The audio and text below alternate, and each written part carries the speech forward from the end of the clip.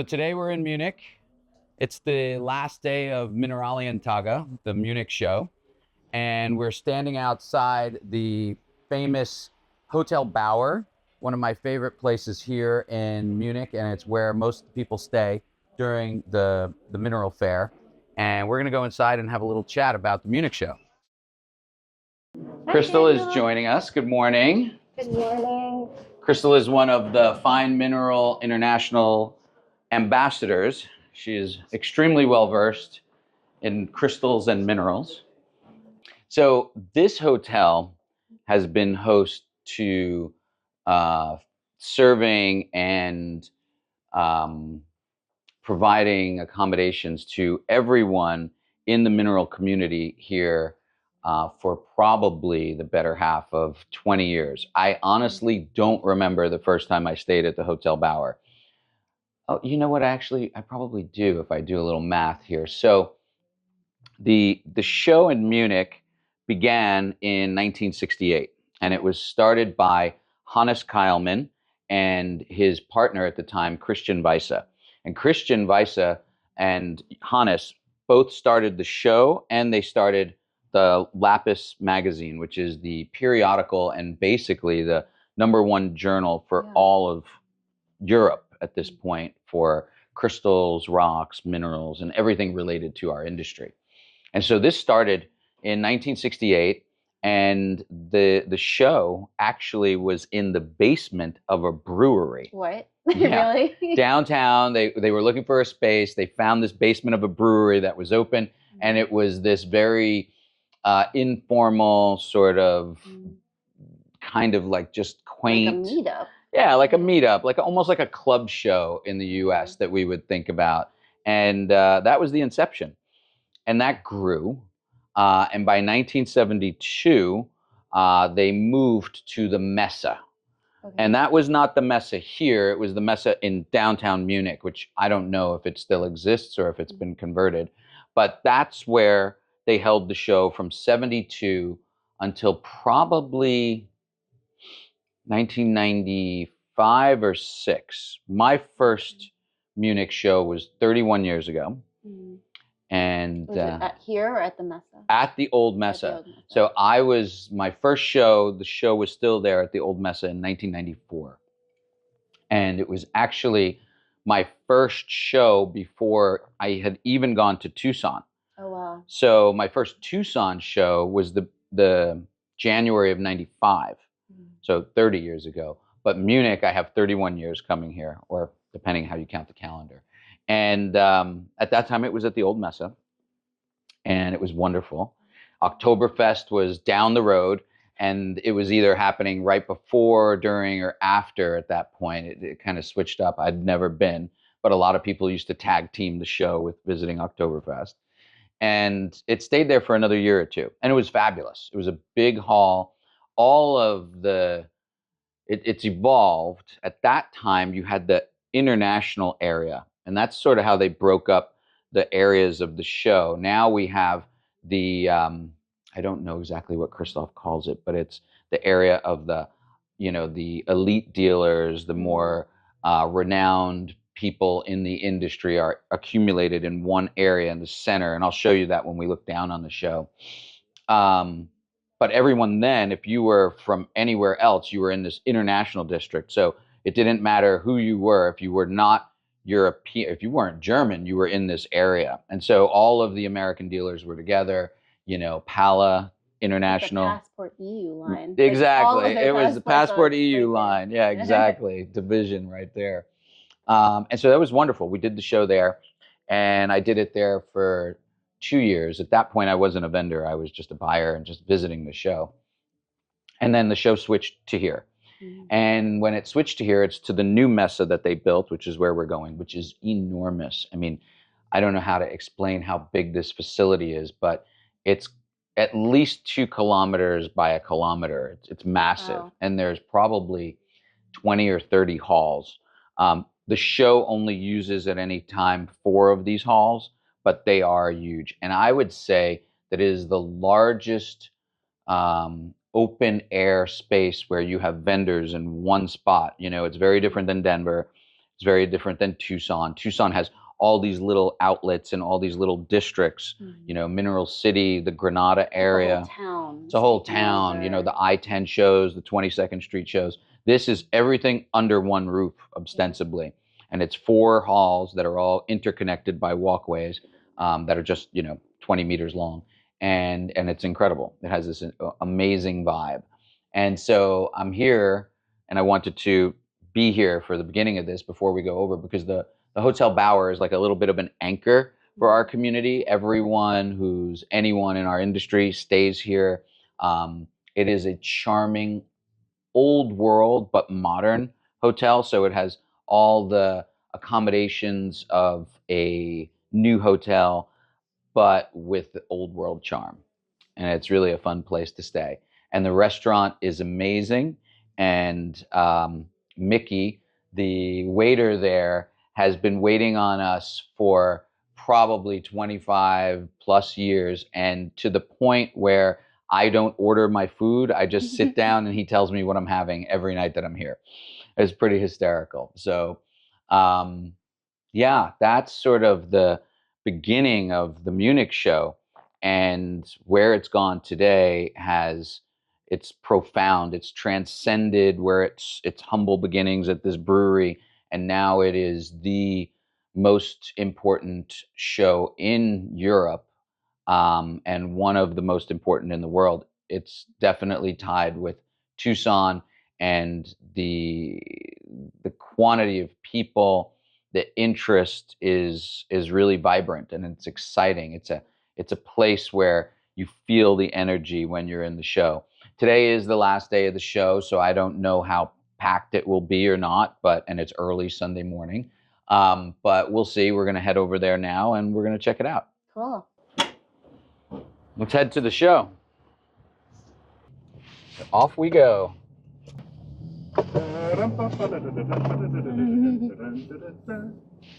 Yeehaw!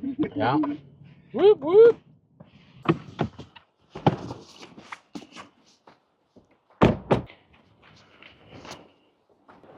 And so this is the show. Wow. It's hard to imagine this in a brewery. It's hard to imagine this in a brewery. Morning.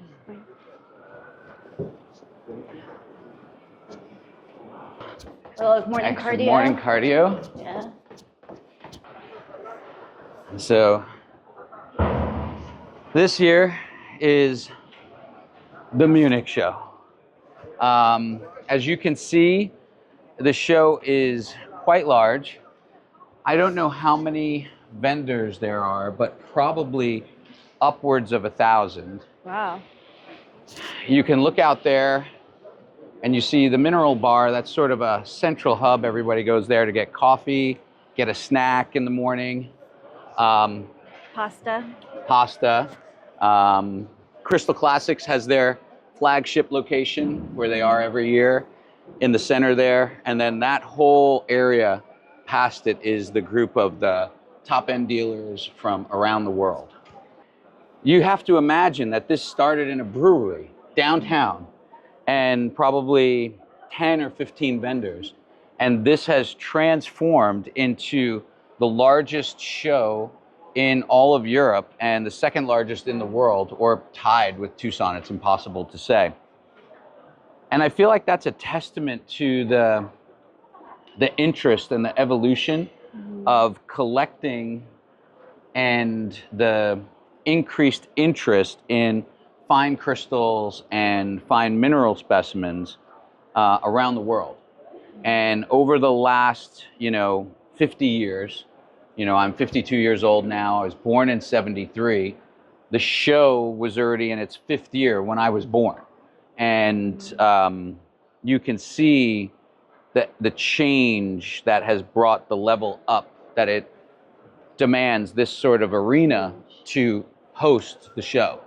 And this is just one of 4 halls like this. And you can go to the left, you can go to the right, and there's halls on either side. This is the main focus for fine mineral specimens and crystals, and then the hall next door has more of that, In addition, it has a section for alpine collectors and strawlers, which is really a focus of European collecting. And it also has special exhibits. There's also the special exhibit here, which is sort of nestled in there, right on the other side of the mineral bar. And the Munich Show is famous for hosting some of the most amazing special exhibits in history. They've done African beauties, they've done classic European minerals. They're doing this year an ode to Heliodor from the Ukraine. They have done extraordinary exhibits. And this all started with Hannes Keilmann, and now the reins have been passed on to Christoph Keilmann. And this show is a testament to his passion and his interest to not only promote, but elevate the entire hobby and the entire industry to new levels. And so let's go down and take a look at the special exhibits this year. So here we are at the special exhibit. This year it's the Earth's Treasures, the Hidden Wealth of Europe, and it has a bit of a focus on Ukrainian Heliodor amongst a myriad of other classic specimens from Europe. And as you come in, you can see we have incredible examples of old world classics. You have manganite from Germany. This very cool calcite twin. That's so cool. Just sort of hanging on the edge there with the beautiful transparency. I love that. Again, German, unusual. In this case, you have more of the same sort of theme.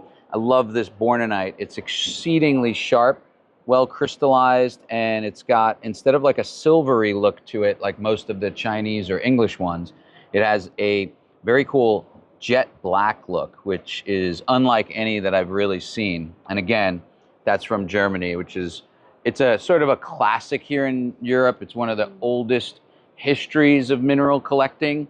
The first mineral specimen ever collected and preserved, documented officially, is about 1494, and it's a silver from Saxony. So there's a lot of wealth of history and culture in Europe related to mining and to collecting minerals. This is a wonderful display of European classics. You have amethysts from Italy. It's very unusual to find amethysts from Italy, and this fluorite on top is just from the Bera mine, is outstanding. The specimen is from essentially the Alps, and it's the opposite side of Chamonix. And the ones on the Chamonix side in France tend to be pink. Almost all of them are pink. I've never really seen. But the ones on the Italian side of the mountain, which are much more rare, much fewer examples exist, are green. And I've only seen 3 in my career, and this is by far the best one. Wonderful specimen. As we go through, we get to see some other beauties, more incredible examples from old world Europe. There's this incredible huolite from Pribram in the Czech Republic, and this crystal is extraordinary.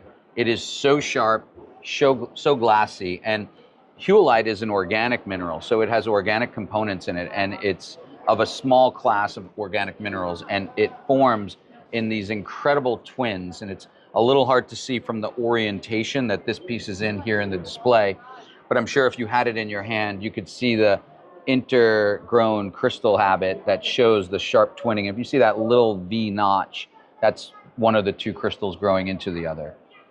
Extraordinary specimen for this species.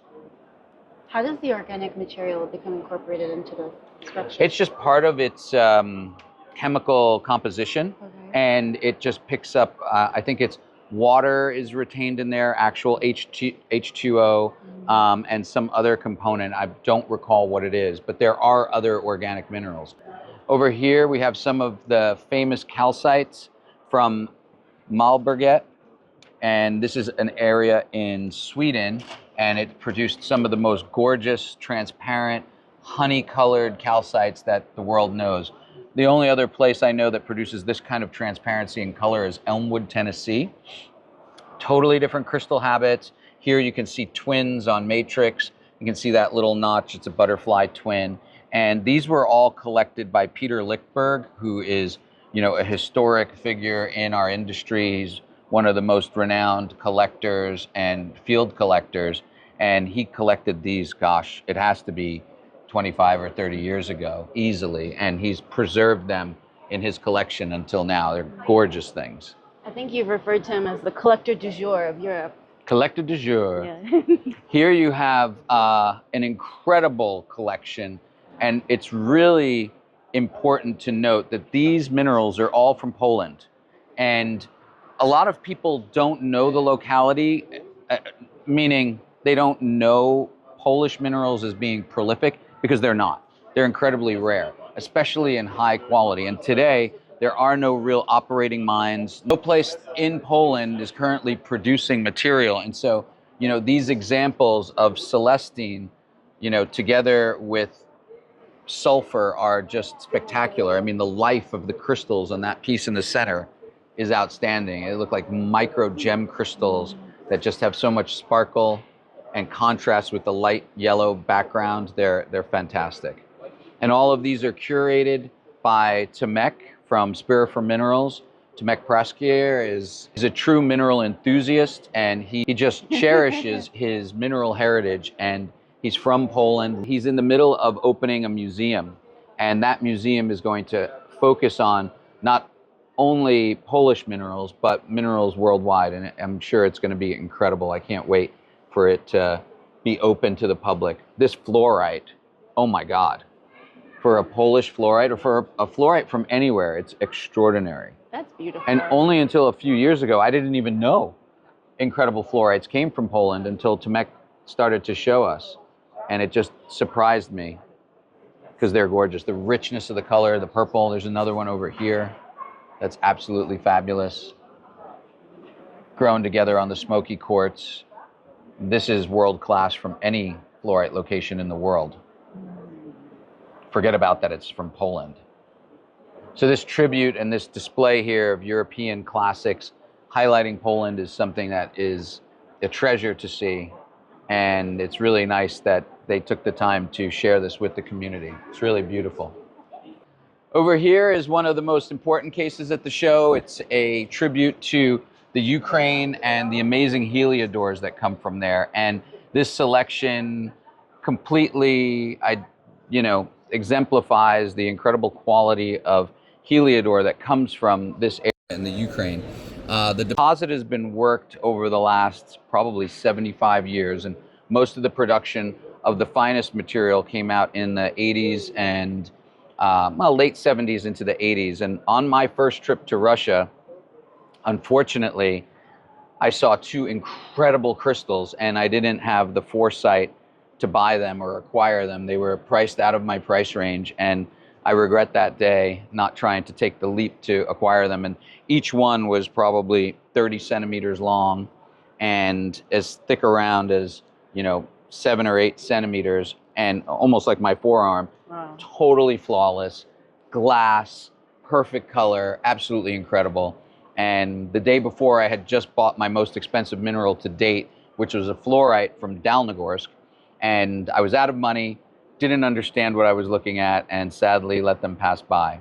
But as you can see in this showcase, they're noted and prized for their incredible, lemon yellow color. Yellow color for Heliodor is sort of the premier desirability amongst collectors, because it's truly what it's known as. But there's tons of shades from the Ukraine, and they range from bicolor with part yellow and greens and olive colors, and all of them are fabulous. So today it's not just the yellow ones that are highlighted and prized. It's all the varieties. It's more relative to the quality of the crystal, the transparency, and the brilliance. And because of the natural etching on the surface, it creates a certain dance of life that make them just extraordinary gem crystals. The only other place in the world that really produces extraordinary gem crystals that have this same sort of pattern, and obviously they're related by species, is in Brazil at the Padre Paraíso region, which is known mostly by the one mine, Medina mine. And you find incredible crystals of aquamarine that have this same sort of etching, but they're blue, obviously. And those are also famous and prized by collectors. So this is one of the main highlights here at the show and the special exhibit. And it's why so many people come to the show, is because they get to see treasures like this on display year after year after year. And I love it because it's educational even for me. I've been doing this since I was a little kid, and every year I see something new and exciting, like these silvers, which are the piece de résistance of the show. So these two silvers are from Kongsberg. Kongsberg is the most famous location in the world for crystallized wire silvers. And what you're looking at are arguably two of the finest of the entire history of the mine and everything that's come out of the ground from that location. There's another single example that I know in a collection in the United States that's on par with these and equal in quality. And then the only other examples that I know are in the Kongsberg Museum in Norway. All of these specimens were discovered probably, you know, anywhere from 100 to 50 years ago, and they came to market just about 2 years ago. The one on your left, that looks a little bit like a proud dragon with its chest out. This one came to market at an auction, and it sold for almost $4 million US. And that led to the discovery of this one on the right that recently sold to a famous US collector named Barry Kitt at the Denver show. Both of them are extraordinary, and the composition, the robust thickness of the wires, the form, the sculptural, you know, presence of both of these objects is just profound. They're incredible. They're treasures of the mineral world, regardless of their species, and they are irreplaceable. And some people have looked at them and thought that they've been cleaned along their history, but they haven't. Actually, what's happened is these specimens have been preserved and out of exposure to oxygen, so they didn't tarnish over time like silver does. And the reason is the silver from Kongsberg is extremely high in mercury content. And so the combination of that mercury makes this bright, bright color. Now, after hundreds of years of exposure, they will absolutely gain a darkened patina, and collectors love that. It's actually an attribute to its age. But when sometimes they take silvers and they clean them fresh, they sort of remove the patina, and that's a detriment to the piece generally for collectors. So when they saw these very bright, most people thought that they had been cleaned somewhere along the way in their history. But they haven't been. They've just been preserved and in a leather satchel by the family for who knows how many years, and they have the same original patina when they were discovered. Wow. And they're just incredible. So that's the special exhibit in Munich. I hope you enjoyed it, and we'll see you next year.